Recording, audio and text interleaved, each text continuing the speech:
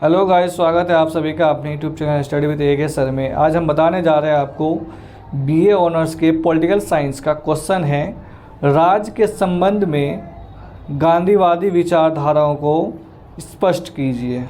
Guys, video शुरू करने से पहले मैं आपसे एक रिक्वेस्ट करना चाहूँगा, अगर आप हमारे चैनल पर नए हैं तो प्लीज़ हमारे चैनल को सब्सक्राइब जरूर कर दीजिएगा, लाइक भी कर दीजिएगा और शेयर भी कर दीजिएगा।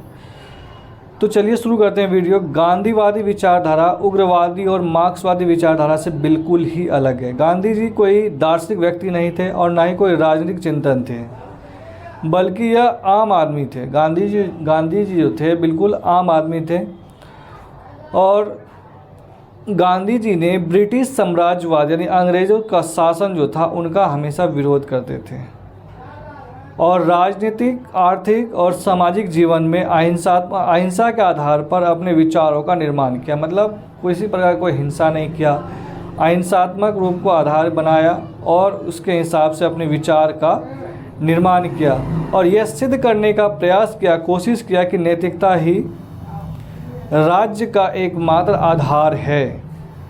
गांधी जी के अनुसार ब्रह्मांड ईश्वर का संचालित होता है, ब्रह्मांड ईश्वर द्वारा संचालित होता है, यानी पूरा दुनिया को संचालित कौन करता है?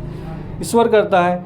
और सभी प्राणियों में विशेषकर जो मानव है उसमें आत्मचेतना भी होती है, यानी सोचने की शक्ति भी होती है, जो मानव जीवन का एक सार है, एक तरीका है। सभी एक समान है, मतलब जीवन में जो भी है, चाहे वो किसी भी कास्ट का क्यों ना हो, सभी आदमी एक समान है, क्योंकि प्रत्येक व्यक्ति जन्म से ही भोला होता है। जो भी आदमी जन्म लेता है वो शुरुआत से ही या जन्म से ही अपने आप को यह होता है भोला, यह सोच में सबका एक जैसा होता है। मानव का उद्देश्य भलाई की खोज करना होता है। जो मानव होता है उसका काम ही है या उद्देश्य ही होता है भलाई का खोज करना, और भलाई केवल अहिंसा के द्वारा ही प्राप्त किया जा सकता है। ये गांधी जी का मानना था कि भलाई अगर आप करना चाहते हैं तो वो सिर्फ़ और सिर्फ अहिंसात्मक रूप कदम से ही आप भलाई कर सकते हैं। उनको विश्वास था कि अंत में केवल राज भलाई की जीत होगी, और उन्हें विश्वास था कि राज यानी जो भलाई के लिए कार्य करता है उनकी जीत होगी। गांधी जी ने सत्य, अहिंसा और नैतिकता के आधार पर अपने विचार प्रकट करता है। मतलब गांधी जी जो भी अपना विचार प्रकट करते थे वो अहिंसात्मक रूप से और नैतिकता के आधार पर करते थे। उसके बाद है अहिंसात्मक राज्य। पहला पॉइंट है इनका अहिंसात्मक। गांधी जी के अनुसार सच्चे अहिंसात्मक राज्य में धीरे धीरे स्वास्थ्यपूर्ण और आत्मनिर्भर ग्राम समुदाय होंगे, जो अपने कार्य सामाजिक सहायता या नैतिक दबाव के द्वारा संपन्न करेंगे। यानी जो भी काम करेंगे वो आत्मनिर्भर और ग्राम समुदाय होंगे और अपने सामाजिक सहायता के लिए नैतिकता के दबाव के रूप में काम करेंगे, या जैसे भी करना हो। उसके बाद अर्थात उसमें लोगों को हिंसा के द्वारा आज्ञा पालन करने के लिए बाध्य नहीं करेंगे। जो कोई हिंसा या कोई दबाव या दमनगिरी दिखा करके आप किसी को अपनी बात मनवा नहीं सकते, यानी बाध्य नहीं किया जाएगा। प्रत्येक गांव में एक पंचायत होगी, जो कार्यपालिका, पंचायत और न्यायपालिका से संबंधित कार्य करेगी। मतलब जो छोटी मोटी पंचायतें होती है गांव में, वो एक कार्यपालिका, न्यायपालिका से संबंधित होता है, जो लोगों के विवादों का समाधान निकालता है। पंचायत नैतिक दबाव और जन्मजात के दबाव पर निर्भर करेगी। अब जो पंचायत होता है वो नैतिक दबाव के हिसाब से भी या जनमत के दबाव के हिसाब से भी अपना फैसला देती है। उसके बाद है स्वराज्य। गांधी जी के अनुसार आत्मशासन या सच्चा लोकतंत्र यह होता है जिससे छोटे छोटे समुदायों में प्रजातंत्र होता है, और जिसमें छोटे छोटे समुदाय में प्रजातंत्र होता है। अर्थात स्वराज की स्थापना के लिए निम्न स्तर पर छोटी छोटी इकाइयों की स्थापना करना आवश्यक है। मतलब छोटी छोटी जो इकाई होती है, सामाजिक कार्यकर्ता होते हैं या सामाजिक मुद्दे पे जो काम करने वाले लोग होते हैं, उसकी स्थापना करना आवश्यक है। जैसे ग्राम पंचायत हो गया की स्थापना। इनका प्रबंध इस प्रकार होना चाहिए कि संपूर्ण शक्ति जनता के नियंत्रण में रहे, और लोकतंत्र का अर्थ केवल सांसद, राजनीतिक दल आदि का निर्माण करना नहीं है, बल्कि लोकतंत्र एक जीवन का पद्धति है। उसके बाद तीसरा पॉइंट है इसका, राम राज्य। गांधी जी ने राम राज्य की कल्पना की। उनके अनुसार बुराई पर सच्चाई और भलाई की जीत राम राज्य है।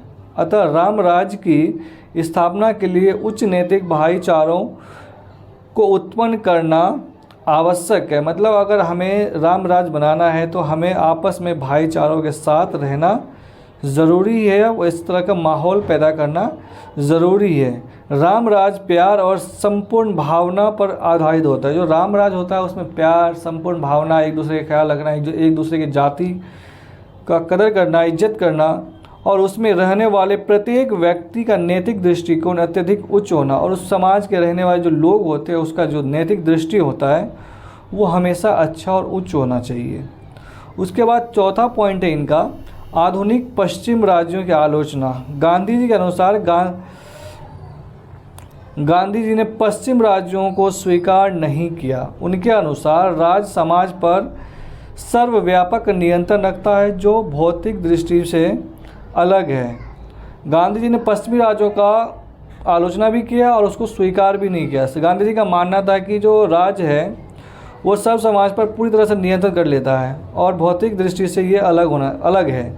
गांधी जी के अनुसार व्यक्ति का सार उनकी आत्मा में है, जबकि राज की आत्मा विभिन्न होता है। वह समाज के लिए नैतिक दृष्टि से आत्मा विहीन होता है।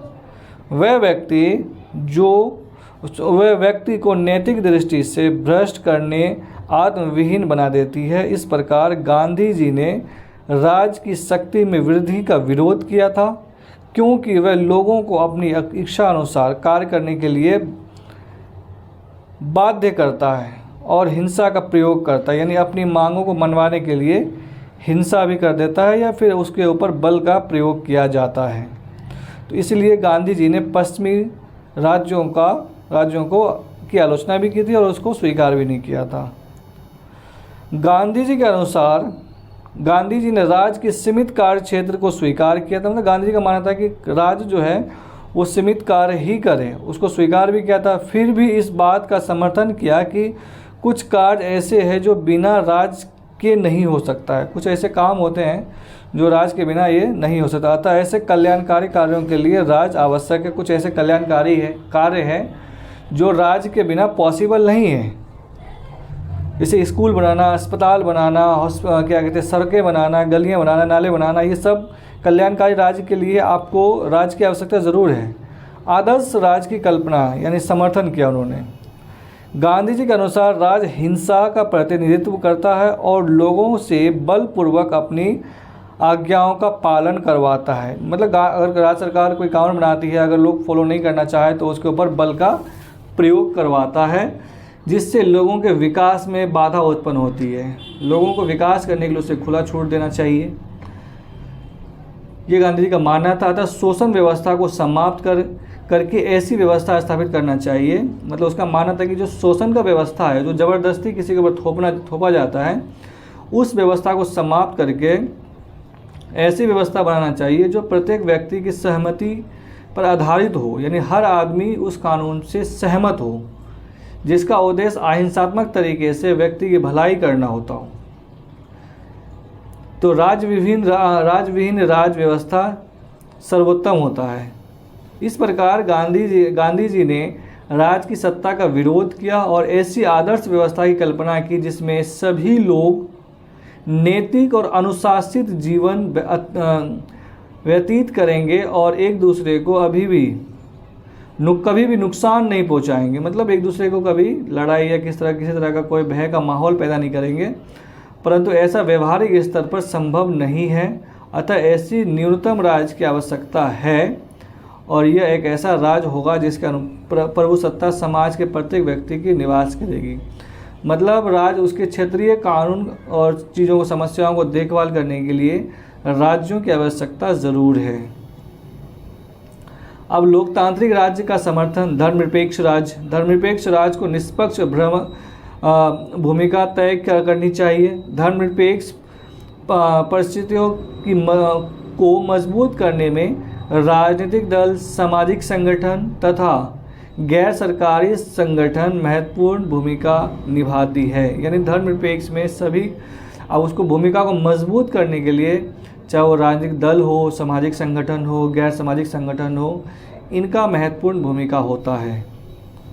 उसके बाद लघु कुटीर उद्योग का समर्थन करना। गांधी जी के अनुसार देश में अन्य जगह पर गली कूचे जगहों पर छोटी छोटी मशीनरी तथा लघु उद्योगों का समर्थन किया। बड़े उद्योगों का आर्थिक विकेंद्रीकरण को प्रोत्साहन देते हैं, जबकि छोटे मशीनरी आर्थिक दृष्टि से विकेंद्रीकृत व्यवस्था के लिए उपयुक्त होते हैं। गांधी जी के अनुसार बेरोजगारी रोजगार के महत्वपूर्ण भूमिका निभाई है, जो कि गरीब वर्ग अपने जीवन यापन के लिए लघु कुटीर उद्योगों से अपने कारोबार में उन्नति स्थापित करता है। मतलब गांधी जी के अनुसार जो गली कुचे में छोटे छोटे मशीनरी लगाते हैं, छोटे छोटे कारखाने होते हैं, और जो बड़े उद्योग होते हैं, बड़े उद्योग में विकेंद्रीकृत होता है, उसमें काम सीमित रूप से मिल पाते हैं। अगर छोटे उद्योग होते हैं तो उसमें छोटे लोग बेरोजगारी को कम करते हैं। छोटे छोटे जो कुटीर उद्योग होते हैं ना,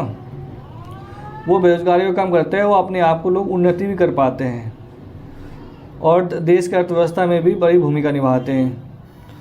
उसके बाद तीसरा पॉइंट है लोकतंत्र का समर्थन। भारत में लोकतांत्रिक व्यवस्था पाई जाती है। इसके अनुसार राज्य में जनता के हितों में अत्यधिक स्वतंत्रता पूर्वक आज़ादी दिया जाता है। हमारे भारतीय संविधान के समर्थक लोकतंत्र का समर्थन करते हैं। भारतीय संविधान लोकतांत्रिक देश का घोषणा किया है। भारतीय संविधान सभा गांधी जी विचारधारा से प्रभावित थी। लोकतांत्रिक व्यवस्था में नागरिक को स्वतंत्रतापूर्वक आत्मनिर्भर प्रोत्साहन दिया जाता है। उसके बाद संघात्मक राज्य। भारत में संघात्मक शासन व्यवस्था पाई जाती है। संघात्मक मतलब यूनियन। भारत एक देश तो है, लेकिन देश में भी अलग अलग स्टेट में बटा हुआ है। भारत के किसी भी राज्य का नागरिक हो, अगर उसके पास पहचान पत्र है, तो नागरिक सिर्फ इंडिया का कहलाएगा, न कि उस राज्य का कहलाएगा। तो इसीलिए संघात्मक कहा जाता है। यूनियन कंट्री है हमारा देश। 28 राज्यों 27 राज्यों में बटा हुआ है। 28 राज्य है, 9 यूनियन टेरिटरी है। तो एक संघात्मक शासन व्यवस्था पाई जाती है। संघात्मक शासन व्यवस्था में स्पष्ट शक्तियों का विभाजन होता है, यानी राज्य का क्या कार्य है और केंद्र का क्या कार्य है, अपने अपने कार्य को वो देखते हैं, और इसमें संविधान में स्पष्ट भी किया गया है। संघात्मक व्यवस्था में 2 तरह के सरकार होते हैं, एक राज्य सरकार होते हैं और एक केंद्र सरकार होते हैं। दोनों की शक्तियाँ बटी हुई है। केंद्र क्या कर सकता है और राज्य क्या कर सकता है, इन दोनों की शक्तियाँ आपस में बटा हुआ है।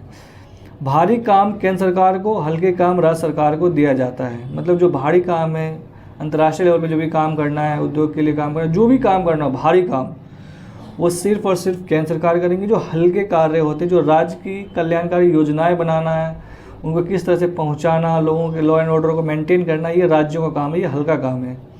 तो इसे ही क्या कहते हैं, संघात्मक राज्य कहते हैं। ग्राम गणराज्य। भारतीय संविधान में यह छोटा घोषणा किया गया है कि भारतीय राज्य व्यवस्था में ग्राम राज्य होना अनिवार्य है, जिससे नागरिकों को आवश्यकता की पूर्ति स्पष्ट रूप से हो सकती है। उसके बाद राज्य में त्रिस्तरीय ढांचे का होना अनिवार्य है। राज्य के अंदर भी त्रिस्तरीय ढांचा भी होना आवश्यक है। उसकी मदद से जनता की ज़रूरतें पूरी होती है। इसी कारण संवैधानिक अधिकारों में यह घोषणा राज्य के ग्राम पंचायत में गणराज्य का होना ज़रूरी है। हर राज्यों में ग्राम पंचायत होता है और उसका भी इलेक्शन होता है 5 सालों में। उसमें कई प्रकार के होते हैं, सरपंच होते हैं, पंच होते हैं, मुखिया होते हैं, अलग अलग प्रकार के बटे हुए होते हैं। और राज्यों का ग्राम स्तर, ब्लॉक स्तर, जिला परिषद गणराज्य घोषित कर दिया जाता है। इससे गरीब वर्ग में प्रोत्साहन होने लगा है। मतलब गरीबी जो गांव में किस तरह से काम होना चाहिए, किस तरह से विकास कार्य होना चाहिए, वो त्रिस्तरीय जो पंचायत स्तरीय जो चुनाव होते हैं उसे चुन करके आते हैं, ब्लॉक अध्यक्ष, जिला अध्यक्ष, ये सब चीज़ यही लोग वहाँ पर काम करते, विकास के कार्य करते हैं और गरीबों को प्रोत्साहित करते हैं। उसके बाद निष्कर्ष है। निष्कर्ष आप खुद ही बना कर लिख सकते हैं। तो आई होप ये वीडियो आपको अच्छी लगी होगी। अगर आप हमारे चैनल पर नए हैं तो प्लीज़ हमारे चैनल को सब्सक्राइब जरूर कर दीजिएगा। हम पॉलिटिकल और हिस्ट्री दोनों का क्वेश्चन आंसर डालते हैं, तो प्लीज़ हमारे चैनल को सब्सक्राइब जरूर कर दीजिएगा। धन्यवाद।